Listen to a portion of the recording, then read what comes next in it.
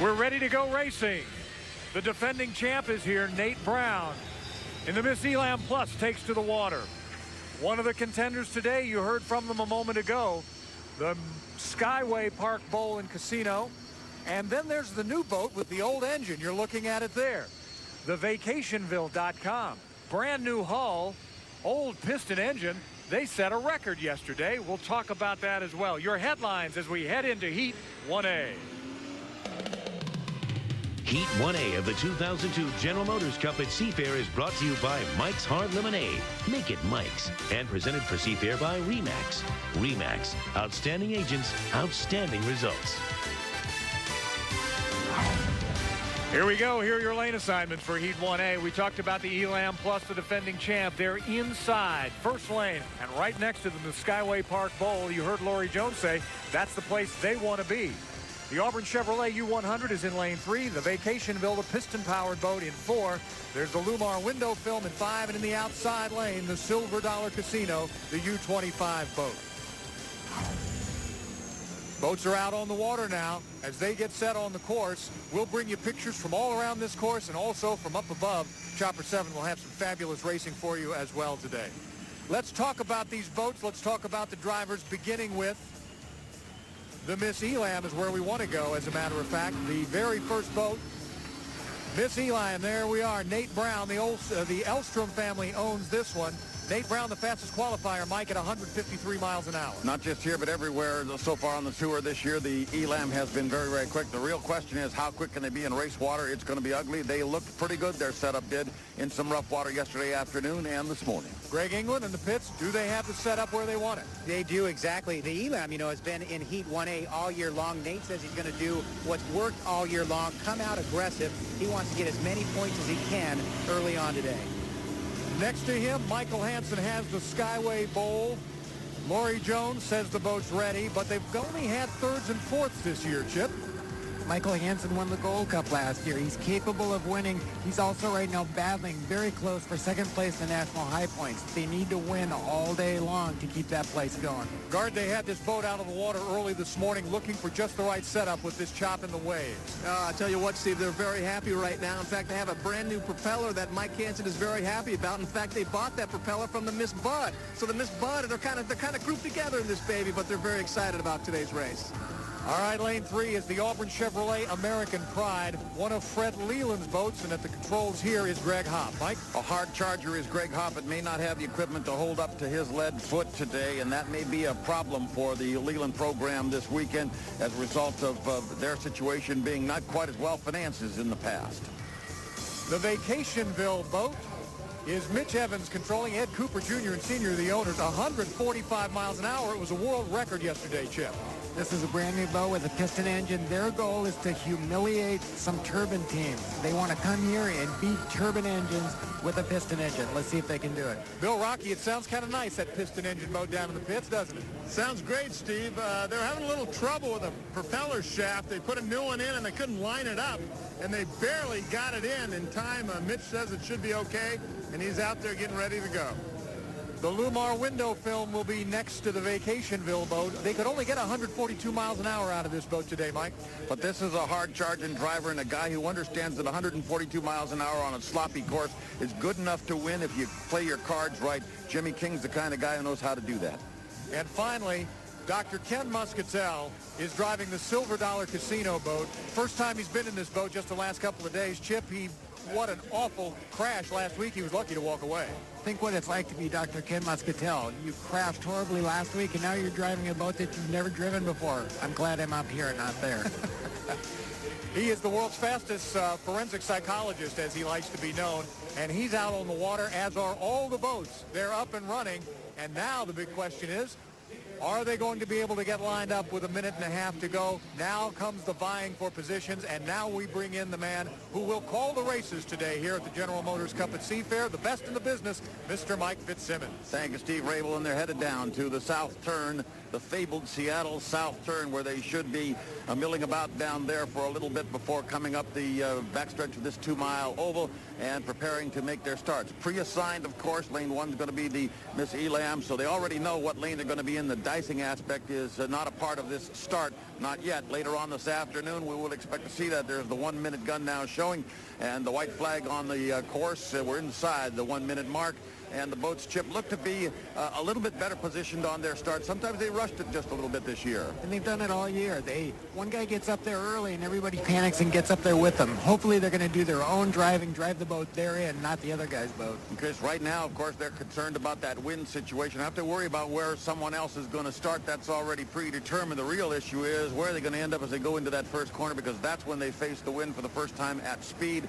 And that will be an issue that they're going to have to deal with in just a matter of a few seconds now as they round the apex of the north turn, the Lake Washington floating bridge turn, and set their arc to come down to make their start. And of course, we're going to set the lanes for you. In lane number 1 is going to be the Elam. Lane number 2, the Skyway Park Bowl. In lane number 3, we're going to see the Auburn Chevrolet American Pride. The 4th lane, Vacationville. The 5th lane, it's going to be Lumar. And on the outside, it is going to be the Silver Dollar Casino. We have a good start, say the officials. And across the line, it's Michael Hansen leading them into that first turn from the 2 lane. But the Elam on the inside has some boat speed on him as they come through that first corner nice and clean. It's Michael Hansen on the outside by a boat length or 2 in lane number 2, but it's going to be the Elam off the pin taking advantage of Chip. He just cut the corner there, and that made a difference there of several seconds as far as straightaway speed's concerned. Yeah, Michael Hansen went wide. I don't understand that. He should have stayed right on the deck, right next to him, and had him pinned in, but for some reason he let him go. Well, he got 3 on that first row, though, all 3 rather in striking distance. The Elam on the inside. Hansen is not letting off the throttle. He realized he made a bit of a mistake in that lower corner, and he's going to try to catch up. We have Greg Hopp out there on the outside in the American Pride boat, the Auburn Chevrolet. As they come to the line to end lap number 1, though, the Elam has the lead with Nate Brown, and he has a much better boat ride, too. Michael Hansen's having to stretch it out just a little bit as they head right toward you, Chip. Yeah, but look at the distance between them. Michael Hansen's getting a little light there on the right-hand side. Michael Hansen needs to close this gap up. He needs to get close to him there and pin him in, but now it's too late. It appears as though he's already decided it is too late. You see those parallel rollers through the corner from that shot from Chopper 7. That's what they have to contend with down there in addition to the wind. It is pretty rugged as they come off that corner, and now at the halfway point of the back chute, it's the Miss Elam Plus. Nate Brown in command of this race. Right now, though, it looks like Greg Hopp in that rooster tail on the outside. He's on the lower right of your screen trying to reel in Michael Hansen if he can possibly do it here on lap 2. What he wants to do is he wants to get at least next to him, because then he can start pushing him around, hold him inside. And when you hold a guy inside, it slows his boat down. He doesn't have enough RPM to get off the corner, and then you're going to go by him at the end of the straightaway. Still in control. It's the Elam Plus off the corner, and now a rooster tail ahead is the number 16 boat, the Bright Orange, and defending champion here on Lake Washington, with 1 more lap to go now for the Elam Plus and Nate Brown. Second place, it is the Skyway Casino and Michael Hansen in third place, and it looks like Greg Hopp has decided not to really press him now. You know, that last shot you saw the Elam bounce, and that looks very gentle, but when you're in the boat, it's actually knocking the wind out of you. It's very violent in there. Michael Hansen got into a little bit of a wake there, but was able to slide out, and it actually allowed him to slingshot just a little bit, and he's now pulling into the rooster tail. Looks like he may make one last bid here on lap number 3, because the Elam is getting a little ragged. There's Hansen, as you see. He has moved up to within a couple of boat lengths, but he's going to really have to have a great turn here in the north corner in order to make up the distance if he's going to make it to the line, and I don't think he's going to have enough real estate for that. And he also better look behind him, because he's getting pressured from the outside. Sure is. Checkered flag is displayed on the start-finish line now. Hansen is game, but it's not going to be enough, and it's going to be the Elam Plus coming down to take the victory now in Heat 1A of the General Motors Cup with Nate Brown at the wheel. Let me say this, Mike. I think Michael Hansen showed a lot of boat speed, because remember, he had a lot farther distance to go. He was so far out there, but yet, Elam didn't run away from him. So Michael Hansen is really showing some speed with that Skyway Park ball. And beating the turbines, as you mentioned, Chip, is indeed the Vacationville. He beat a couple of turbines in this one, and that's exactly what they came here to do. But that was a nice run. Fast lap, not very, and that's because of the water conditions. 137.512, lap number 1 for the Elam. Those Vacationville guys, when they beat a turbine, they all look at each other and they smile. They just love rubbing turbine guys' nose in it. Everybody finishes cleanly. Ken Muscatel over the line as the last race boat across, of course, in the Silver Dollar Casino. So all 5 started, all 5 finished. Everybody was upright, no rhubarbs, and Elam's got a victory in the record books already. And interestingly, they finish in the same order whence they started, from inside out. Unofficial finish, of course, but the Miss Elam, and again, the boat that a lot of people coming in here, Chip, said this was the boat to beat. Everybody used to point to the Bud, but Elam has been running as fast and sometimes faster than the Bud. Yeah, what you have to do to win from the outside, you have to help the guys inside a little bit late at the start and doesn't have as much speed, because you're not going to beat a guy from the outside if you get to the start line together, let alone behind him. Greg England is down in the pits, and got to be some happy campers down there in the Elam pits. Greg? You bet, Steve. A lot of smiles. We're with Scott Rainey from the crew. You guys picked up where you left off last week at the Tri-City. Well, it's just the survival of the fittest here. It's rough, it's windy, it's a little bit of rain, just typical Seattle weather, and we need to accumulate points. So we're looking good, and hopefully everything's going to be great for the final. This team was very happy with the way the boat was set up. You didn't even go out on the water this morning. No, we're pretty comfortable with our setup. You never know what's going to happen. A lot of things can happen during the day. Things can break, so we don't know. You just play the hand you're dealt, and we'll go for it. Got 1 win in the books. Congratulations. Thank you. Steve, we'll send it back to you. I thought I was listening to Chuck Knox talk there, play the hand you're dealt. I haven't heard that for a while. Nate Brown always plays the hand that he's dealt, and he's gotten better as a driver, hasn't he, Chip? Well, he's getting there. This is a new role for Nate. Nate's always driven boats that, you know, if they finished second or third, he was happy, but being expected to win, as you know, Steve, is a whole different game than just being out there playing, and he's expected to win. His job's actually at stake, I believe. Look at him. You see him now. He's showing exactly how much he was bouncing around in there. And as you said, you take a couple of those shots, you hit a couple of those rollers, and it takes the wind out of it. Yeah, it looks gentle. It looks like these boats are just kind of floating. They're not floating at all. Every time that boat comes down, it's just like somebody slammed the brakes on your car. You're really getting beat up. You see the air mask, and Mike, that's something that has come into vogue here the last few years, and very important because a couple of these boats have gone upside down. They need that inside that capsule. That's right, and it is air, it is not oxygen. It's just basically a scuba setup designed to fit the tank in the boat behind the seat of the driver and run that air up. Of course, in the event that the boat is upside down, the water fills the cockpit up. The driver's going to need to keep that mask on. That's typically what he does. Speaking of the driver, let's hear from Nate Brown right now. Greg? I've ever seen Lake Washington, guys. I mean, it was rough out there. It was rough. Now, did you get the wind condition shifted on you, didn't it? It was going down the front straightaway, then it shifted across the course? We're fully enclosed. I can't tell which way the wind's coming from. Did the boat tell you? Oh, a little bit, but it's so rough out there. I mean, we were backed on speeds and that kind of stuff, so we only could do what we could do. It was a great start. Mike Hansen was a good race with that guy. The Ulster team came out on top this time, and for Snap-on and all the folks that sponsor us, it's a great heat victory. Your team said you just passed Hansen in national points for second. I guess only the Bud in front of you now. Hey, we're going to get them too. Hey, you got the boat set up the way you wanted. You guys didn't even go out on the water this morning. You're just picking up where you left off last week. Well, thanks. Thanks a lot, Greg. It was rough out there. I think Chip could probably tell from the top there that that's one of the roughest heat Lake Washington races I've ever been in. That's like final heat water right there. And it was tough. Body's still shaking around, guys. Let's send it over to guard. All right, thanks a lot, Greg, here with Mike Hansen. And Mike, you know, I just watched you out there on the water, man. It was rough, wasn't it? Yeah, it's some of the roughest water I've seen in a while. It kind of looked like the Rooster Tail turn in Detroit, but it was that way all the way around the race course. It's big-time lumps. You know, we could hear Chip making some commentary during this, and he says it's the kind of water that will just knock the wind out of you. It does. I mean, you'll feel your ribs by the end of the heat, and I already got a few that are sore. So it's just going to be a long day. Hopefully the conditions will change. They'll get a little bit better for us, and we'll be able to put on some a little bit tighter and closer racing. But, you know, we just want to get the points right now, try to make that final. Are you happy with that heat? I know you took turn one a little wide. Yeah, we'd like to have that win, but, you know, Nate just got an awful fast boat. He's on the inside, and, you know, we came in through the first turn. Actually, I pinched down on him a little bit, thing hooked up a little bit, and then I drifted it back wide, and then by then he was gone. All right, good luck today. All right, thanks. Rapes, back to you. Michael Hansen taking second. Take a look at the unofficial results for Heat 1A. The Miss Elam Plus, Skyway Park Bowl, the Auburn Chevrolet in lane 3, finishing third. Greg Hopp at the controls. Vacationville.com. There's that piston boat right in the middle of the running. Miss Lumar and the Silver Dollar Casino. And again, Ken Muscatel just trying to stay on the water this weekend. We hope he does. That's it for Heat 1A. We've got some great racing, more great deck-to-deck racing coming up. That red boat, the Bud, in Heat 1B. We'll be right back. Heat 1A of the 2002 General Motors Cup at Seafair has been brought to you by Mike's Hard Lemonade. Make it Mike's.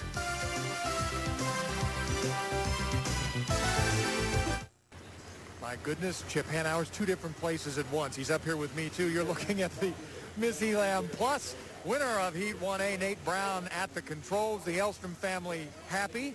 They got in and out painlessly, and they get the points for winning as well. Meantime, the piston-powered boat that set a world record yesterday for speed here on Lake Washington at this course is down in the pits. Mitch Evans, what a great drive that was. Mitch, that was a great moment for you guys. First heat ever in this boat. How was it? Yeah, typical Seattle, little bumpy, but actually all in all, the boat worked pretty well. We got some adjustments to make. We got a pretty long learning curve, to get through this thing, but for the first time out, it was fun. Got to hook up with Jimmy King there and race him a little bit, so that's what it's all about. Are you having to be a little careful, a little cautious since this is the first heat? Yeah, definitely. I mean, we got to bring this thing back. We got to start and finish every heat all day long. We got to bring this thing back in one piece, and that's our goal for the day. Learn as we go along, and we got a few more heats, so we'll be all right. Don't tell anybody, but you beat a couple of the turbine boats. Uh-oh. We're looking good. All right, Steve. It is a happy time for the Vacationville folks, and it's a happy time for Nate Brown. Before we go to the award ceremony, though, let's go to Greg England. All right, we're here with Eric Elstrom, owner and crew chief. You got to be happy with the way things started out today. Yeah, that was a good first win out there, but it's really rough.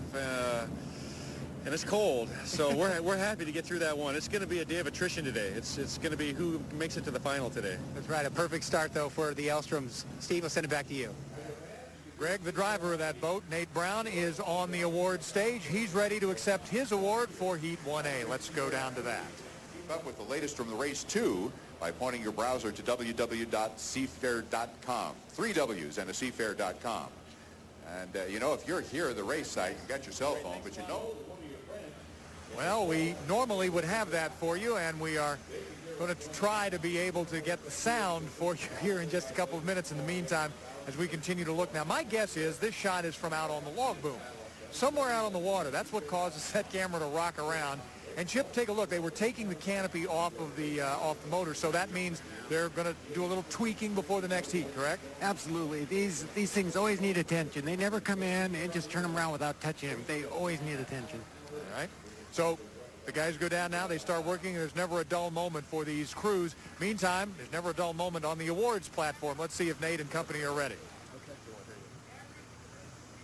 Hi, I'm Ron Conard, and on behalf of Remax Pacific Northwest, I'd like to congratulate Nate Brown and the Miss Elam Plus race team for winning Unlimited Heat 1A. All right.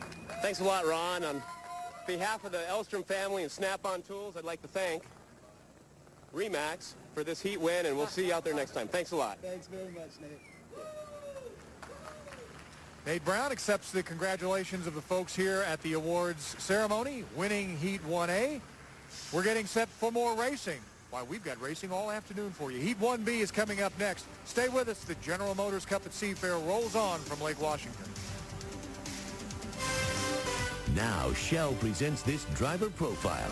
He's been racing power boats for 24 years, won numerous racing titles, and was voted Unlimited Hydroplane Rookie of the Year in 1998. Today, he's looking for an upset. Hi, my name's Mike Weber. I drive the Miss Grand Central Casino. I drive hydros because I love the competition. Watch me race next, right here on KIRO 7. Well, we're getting set for Heat 1B. And as we do, we look at the headlines for this race. And, of course, the first one you have to look at is that red boat, Miss Budweiser. Bernie Little is back and running the show. May not be feeling 100%, but he'll have that boat and his driver ready to go. Meantime, could a dark horse be this boat, Fred Leland's boat, the Fairweather Masonry? We'll find out. And finally, the Oh Boy Oberto. Steve David told us just a couple of moments ago the sausage boat had some electrical problems. Somehow they fixed it. They're out on the water and ready to run. And we're just about set to go racing in Heat 1B.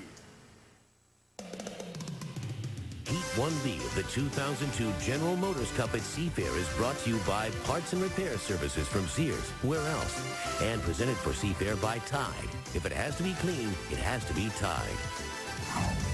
Here are your lane assignments for 1B. The Budweiser on the inside with Trent West and Mark Tate. Jim Harvey grabbed a second in Tri-Cities. Can he do better today? The Grand Casino with Mike Weber at the controls in lane 3. Terry Truxell will guide the Fairweather Masonry boat in lane 4. And the Oh Boy Oberto with Steve David in the outside lane. as they continue to queue up. What a fabulous sight from high above. Chopper 7, Seattle in the background as we continue on the shores of Lake Washington. And here's a guy who's won here on this course at Stan Sayers Pits many, many times. The U1 Miss Budweiser, a disappointing 6th in Tri-Cities, Mike. Well, a lot of factors pointing toward that sixth place finish, especially since he got inside the course and missed the buoy. But Dave Villwock is a tenacious driver, and he has won in the roughest of waters on Lake Washington. He is capable of doing it again today. And these guys always have a few extra aces in their sleeve. They won't show you till later. Bill Rocky, Dave Villwock was an angry young man a week ago. He's mellowed a bit this week, it seems like. He is. He seems to be having a pretty good time today. He's in a great mood. He told me when he went out this morning, he wasn't just messing around out there and testing. He was going like it was a race. He wanted to see what his boat can do, because this wind, as we've been talking about, is totally different than it was yesterday. All right, the Trend West boat has Mark Tate at the controls, and Chip, Mark Tate, he's a guy who likes to go fast. But he's not having a good year, and he's not happy. I think he's even second-guessing whether he wanted to come back this year. This boat hasn't been handling. It's been tough for him. The Grand Casino boat is in lane 3. Mike, how's Mike Weber look at the controls of this one? Mike Weber's also a very, very powerful driver. His boat may not be up to his capabilities at this point. Weber got out of position in Tri-Cities last weekend, got really almost upside down, and we're going to watch him very carefully in this rough course. Here's the Fairweather Masonry boat, Terry Troxel. He's got a bunch of second places. Can Fred Leland win here? Mike, what do you think? Or Chip, what do you think? I don't think so. I think they lost their best engine. I think he lied to us earlier that he's got other good ones. I don't think he's got an engine in the truck that can win this race, but he's fooled me before. And finally, Steve David will have the sausage boat out there, Mike. Pretty good repair job on that electrical system. Quick repair job, awfully crafty driver. A boat that, however, can on occasion be a little on the fragile side, so Steve's going to be a little careful with it, I think, particularly in this first heat.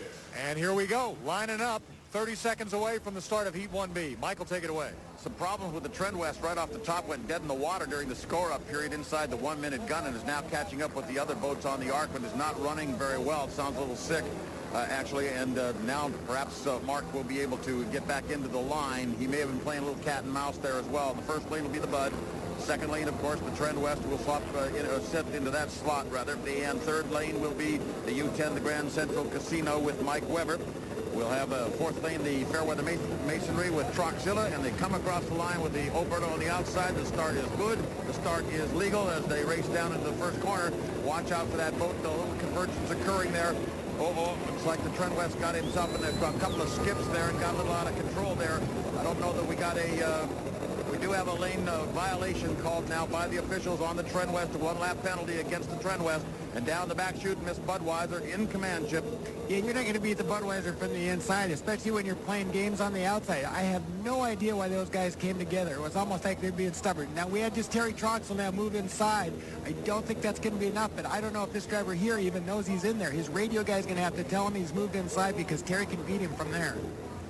Out of the first corner now, at the upper side of the race course, it's Miss Budweiser with a full rooster tail commanding lead. The second place boat physically on the race course is actually a lap down. That's the Trend West because it didn't hold lane. Looks like the U99 boat, the third boat across the line also, that would be the Fairweather, also has got a penalty and is one lap down as well. So that gives Steve David kind of a catwalk into second place. It'd be interesting later on if we can go back and look at those two guys coming close together because it made no sense. I don't know where they were going towards the corner. It's almost like they were staring at each other playing a game of chicken action. Well, you had described some problems Tate was having with control on that Trend West boat, and that may have something to do with it. So sorting things out, we have boats that are in positions that they really don't own right now. Your leader down the back chute is the Miss Budweiser. That position is solid. Bud got a great start there from the inside, and as Chip says, you don't beat Dave Villwock from the inside. Dave has command of the race, and actually Mark Tate is driving a little harder than I think he perhaps ought to right now under the circumstances, since beating the Budweiser will give him little or nothing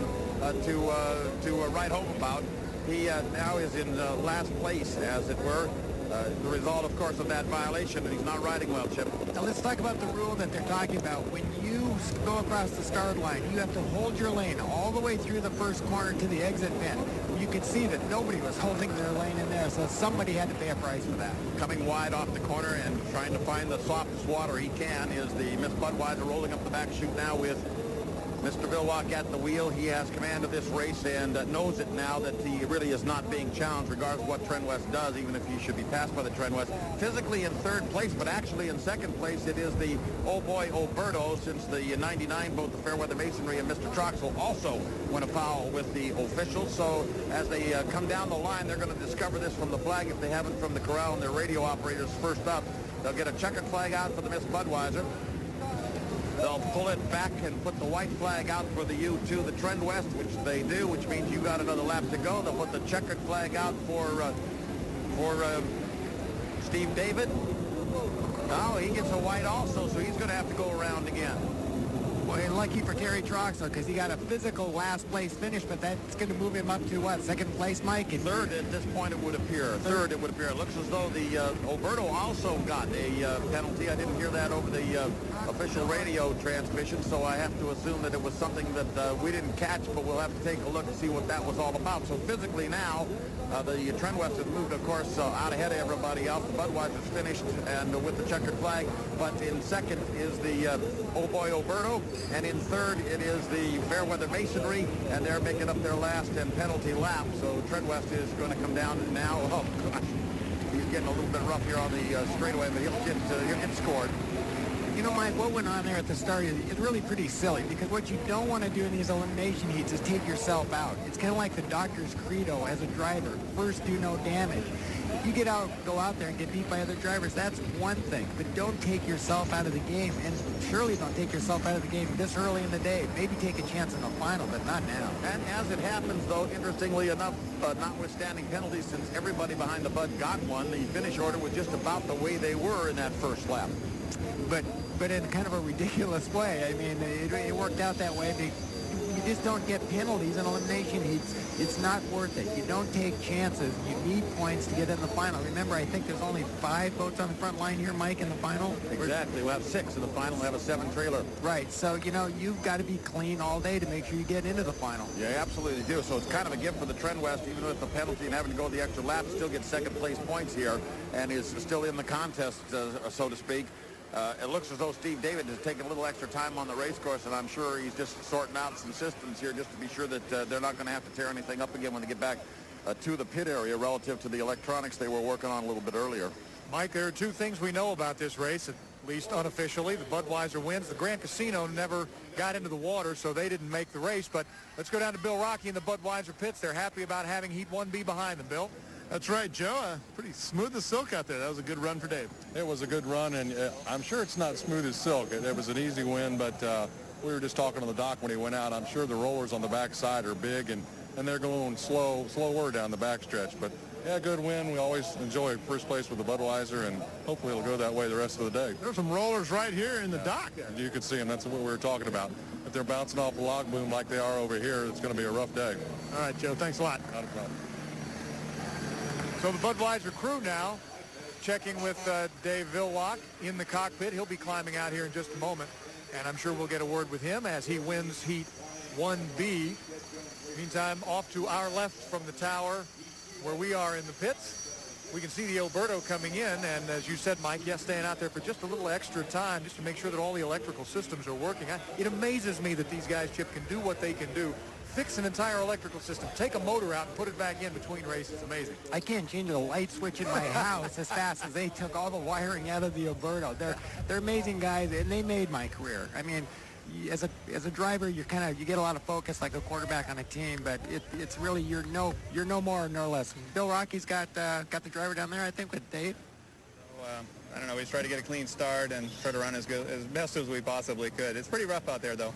The wind seems to be changing a lot. Have you noticed that from the ride of the boat? Yeah, as you can tell, we were out for about an hour this morning running, so we were testing out a lot of different wind conditions. So Mark and the crew will stay ahead of that, and the boat ride was really good. So got some points, and that's a good deal.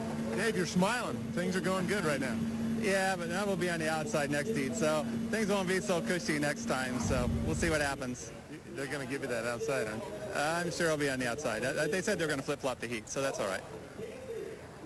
Dave, did you go out so many times today because of the shifting wind? Is that what you wanted to see? We wanted to practice really in this sort of wind condition this morning. We really haven't had that all weekend, so we spent a lot of time out there working on that, working on setups in the boat. So you know, so far so good. Did you have a lot of speed left? No, that's as fast as it go, you know, so I wish I had more speed left. Okay, thanks, Dave. Congratulations. Thanks. Okay, so, Dave, did you see what happened behind you? It got pretty jammed up, the other 3 or 4 boats behind you.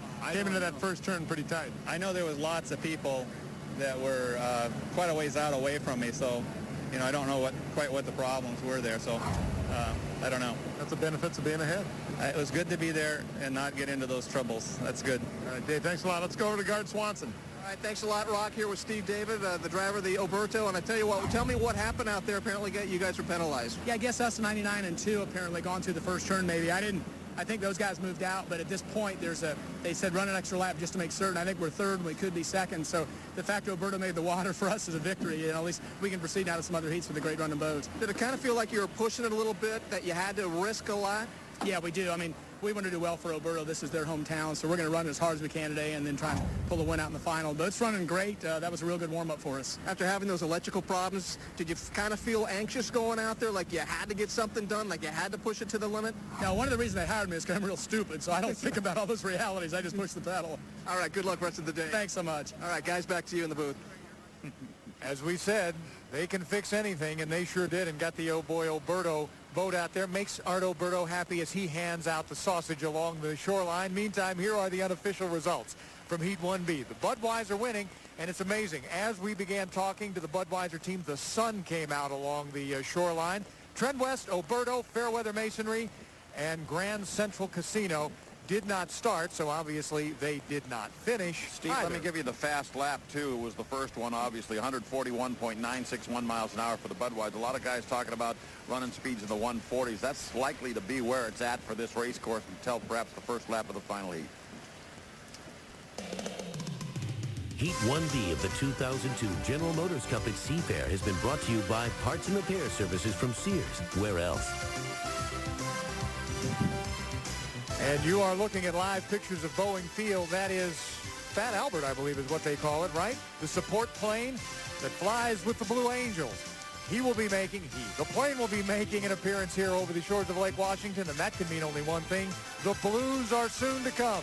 Stay tuned. We've got much more from the General Motors Cup at Seafair here on KIRO 7. As we look at Dave Villwock, the unofficial winner of Heat 1B, you can see that boat bouncing around, but Chip is actually hugging the water pretty well. Especially compared to Elam. You know, they both won their heats, but I think Budweiser did it more effortlessly, safer. Let's go down now for the award of Heat 1B to Dave Villwock. Garza, Bill Rocky. Independent retailers of Western Washington. I'd like to congratulate Dave Villwock and the Miss Budweiser team on winning the Unlimited Heat 1B. Congratulations, Dave. Hey, thanks a lot.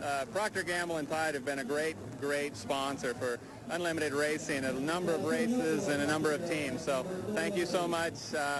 First team went well. Hopefully we can do as well the next time. Thank you. All right, that was the winner, Dave Villwock. There was a boat that it got off the trailer, but it certainly didn't get into the water. It was the Grand Central Casino boat, and Guard has owner Kim Gregory, so we can find out what happened. Guard?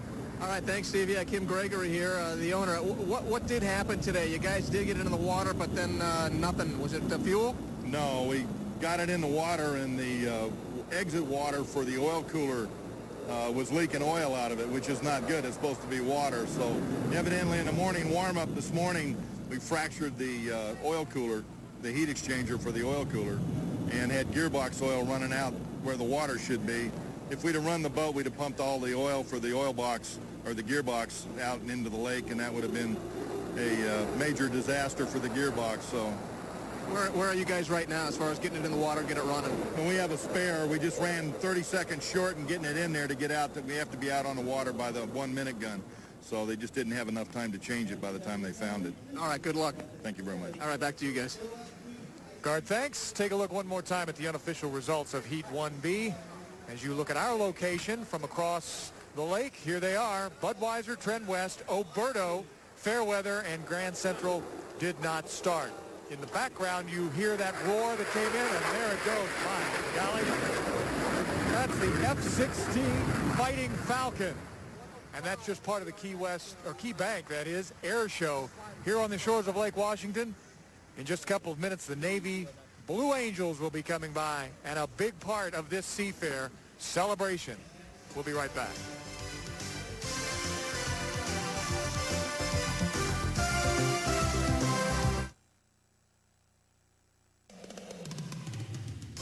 This portion of the 2002 General Motors Cup at Seafair is brought to you by your local Northwest Chevrolet dealers. Chevrolet, we'll be there. You know, it's turning into a pretty decent day here over the shores of Lake Washington. The breeze is still kicking up, but you can see the Viper West from the 12th Air Force, the F-16 demonstration team. Pilot is Captain Scott Bullet Shepard, and the reason they call him Bullet, I'm sure, man, this guy just, you talk about flying, he really is. And it's a great demonstration here for all the fans along the shore and out on the log boom. The F-16 fighting Falcons. Speaking of the log boom, our Chris Lagueros has been out there since early this morning and again has one of the best seats in the house for the boats and for the air show. Chris? Back here at 12:30, guard. 12:30 back here. Oh, Chris. Log boom front row seat to this F-16 flying over here. I hear, besides the roar of the jet, there's a guy down here playing music from the movie Top Gun. It has been a cold, blustery day. The sun peaked through just about 10 minutes ago, Stephen. I'm telling you, there was a collective sigh of relief out here. Most of us have been wearing fleece and heavy jackets. I have seen some people wrapped up in sleeping bags, even a few winter hats, just struggling to keep warm. Listen to that jet. Definitely not bikini weather here. All of these people just struggling to stay warm. Some of them making remarks about the excitement not being quite what it would be if it was about 10 or 15 degrees warmer. But I'm telling you, most of them determined to party and have a good time regardless of the weather, and they are enjoying it. A packed log boom here, just lots of people. Back to you, Steve. Chris, thanks. You know, those people are out on the log boom. They're along the shores. I can tell you where they're not. They're not out on I-90. And as we've been telling you on KIRO 7 all week long, I-90 was going to be closed for the Blue Angels demonstration. And it is closing up right now. They're shutting it down because these guys, the Navy's precision flyers, the Blue Angels, will be taking to the skies over Lake Washington very shortly. Right now, they're sitting at Boeing Field, lined up on the tarmac. As the F-16 demonstration continues over the lake, now parts of the bridge become a platform for the spectators as they watch the air show. Things just heating up all around here. We saw some great racing already, heats 1A and 1B. And the Blue Angels, the pilots, will be walking down, making their ceremonial walk out to their planes. Then they'll be loading up. Fat Albert, the support aircraft, will be flying overhead in just a few minutes from Boeing Field as well. There is Fat Albert, all set to take off. That plane precedes the jets into all of the stops, all of the air shows around the country that the Blue Angels perform in. This is the plane that precedes them, brings their crew members, brings their supplies and their mechanical apparatus as they get set, and it's quite an operation. The Navy has this down. Meantime, back here live, this F-16 is putting on quite a show.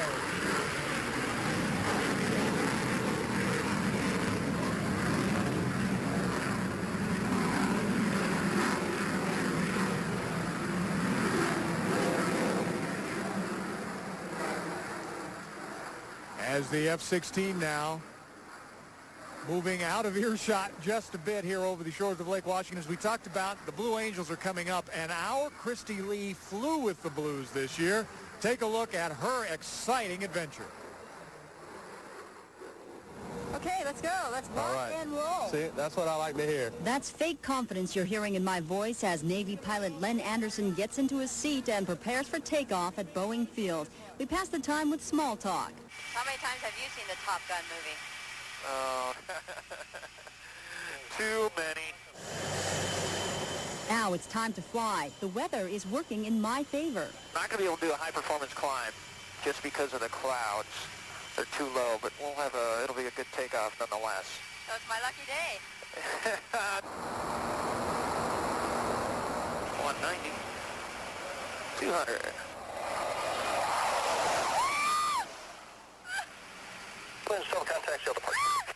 We break through the clouds, nothing but blue skies and a carpet of white clouds, which will become a ceiling of clouds as we turn and twist and go upside down. The Angels fly in formation at times with only 1.5 feet between them. They are impressive and have been the Navy's best recruiting tool for 50 years. But there won't be any career changes for me. Well, how many maneuvers have we done now? 3. That's it? 5 more tricks to go, but not for me. The only maneuver I'm interested in is landing.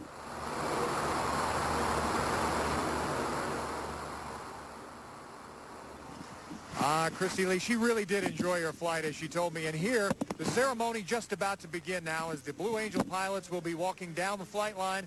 They'll be climbing aboard their jets. It is very precision-like, just like their performance.